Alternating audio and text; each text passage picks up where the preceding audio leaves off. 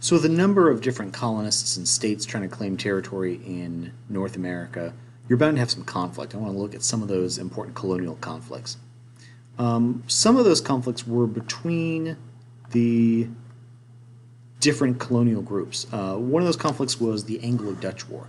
This is actually an extension of a war that was already happening in Europe between England and the Netherlands. But specifically in the Americas, this was over the territory of New Netherlands, that spot that the Dutch had in what's today New York. It divided the southern English colonies like Virginia and the Carolinas and the northern colonies in Canada. And so the king tried to seize this territory and was successful since, as we talked about, the Dutch were already sort of limited in how much they actually had there. So New Netherland was absorbed into the English colonies as New York. So that colony became an English one. Another colonial conflict was between the English and the French in a conflict called the French and Indian War. So it's called the French and Indian War because mostly that's who the English were fighting. It was the English and some of their native allies, like the Iroquois, against the French and their allies. And this one gets pretty complicated. In some ways, it's an extension of a war that was already happening in Europe, the 7 Years' War, but it's also considered its own independent conflict, and it was very important in shaping the future of the United States as it would happen later.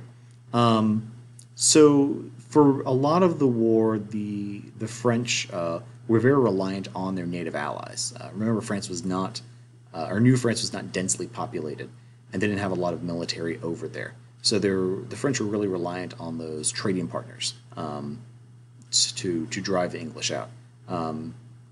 And ultimately, the French lost this conflict, and they ceded all of their land in North America to either the English or, in some parts like in Louisiana here, the Spanish.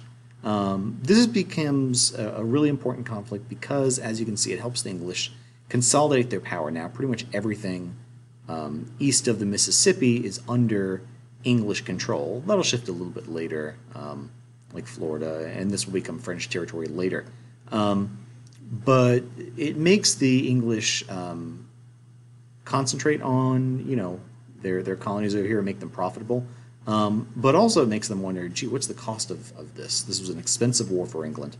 And the cost of this war will make England raise taxes on their colonists, say, hey, we protected you.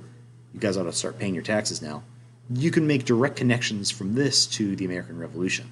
In fact, George Washington was an officer in the British Army during the French and Indian War, to show you the connection there. You had some conflict between colonists and natives. In some cases, the trade was friendly. Remember, the French were there just to trade furs, and so they didn't come into too much conflict. Same could be said with the Dutch while they were there. But the English, they were looking to make more permanent territories.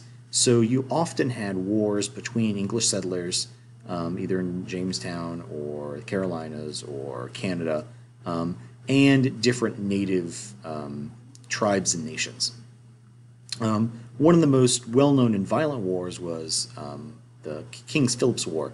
King Philip was another name for Metacomet or Metacom, a native leader in North America who was the head of an alliance of tribes.